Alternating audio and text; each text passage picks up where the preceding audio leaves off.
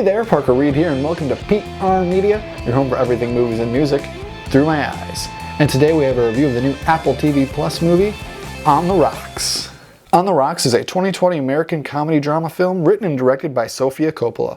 It follows a father and daughter, played by Bill Murray and Rashida Jones, as they tail her suspicious husband, played by Marlon Wayans. The film had its world premiere at the New York Film Festival on September 22, 2020, and was released in a limited theatrical release on October 2, 2020 by A24, followed by digital streaming on October 23rd by Apple TV Plus. It feels like the second half of 2020, the theme of it would be movies I had no idea were coming out, movies that weren't on my radar whatsoever, coming to my local theater in Eau Claire, Wisconsin, and me going to see them just because there's nothing else to see, and that was the case on the Rocks. To start things off on the positive side, Bill Murray is one of the most charismatic actors working today, and he does a great job as a grandpa here in On the Rocks, trying to reconnect with his daughter. And for the most part, he was pretty funny. He wasn't in the movie an entirely large amount, but when he was, he stole the show every time. And that might be the problem when one of the supporting characters is one of the best actors in the world. Maybe making him a bit more of a main character would have been a good idea. And I was nervous because this was a streaming first movie, that this wasn't going to be a spectacularly shot movie, but when I saw the A24 logo at the beginning,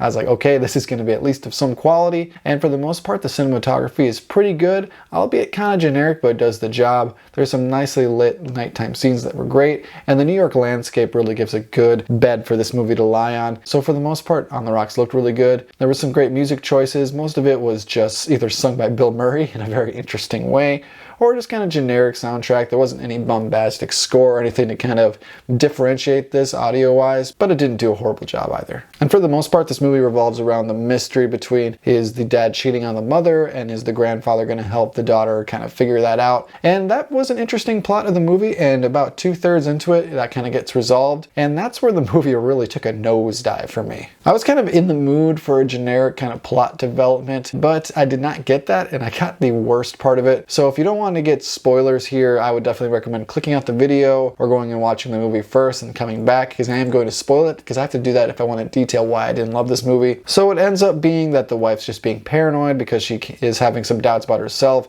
and the dad wasn't cheating, he was just going on a lot of business trips, and Bill Murray was just being nuts the whole time, trying to find out if he was cheating or not, because he cheated on the mother's mother, so he was convinced that every guy cheats and all that. And I was expecting her to confront him about it, and he would be like, yes, actually that's true, but I want your forgiveness, I want to make up for it, I want to keep our family together, which is basically what Bill Murray's character didn't do like 40 years ago. That would have been kind of a good break the cycle kind of thing, but no, he's just a good guy. The mother and Bill Murray, they have a fight towards the end, and that never gets resolved. They just kind of hug at the end. They never talk about what the problem was or what the root of the problem was or anything like that. It just wraps up in the cleanest, most sanitary way possible. I felt like I was watching The Last Jedi, because it was defying your expectations, but in a horrible, crappy way. I did not love the ending of this movie. It really spoiled the whole experience. I don't think I'll remember this movie for very long, but it wasn't the worst watch in the world. I'd recommend it if you don't have anything else to watch. But in Broketober, there's a lot of new video games coming out. There's a lot of new movies coming out digitally for the most part. So I would definitely recommend watching one of those before this. But if you already have an Apple TV Plus subscription, throw it on for an hour and a half, sit down with your girlfriend, your boyfriend, your significant other, and pass the time if that's what you want to do.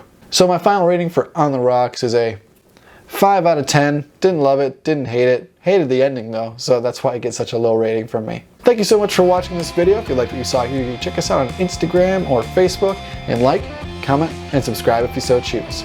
My name is Parker Reed. You've been watching PR Media. Keep supporting physical media, and I'll see you next time. Thanks, guys. Can you just act a little less excited about this? Because this is my life, and it might be falling apart. I don't know why women get plastic surgery. Because of men like you. I prefer the factory original. Yeah, and every other make and model. Thank you. I'm going to take that as a compliment. Are there two? Oh, scared me.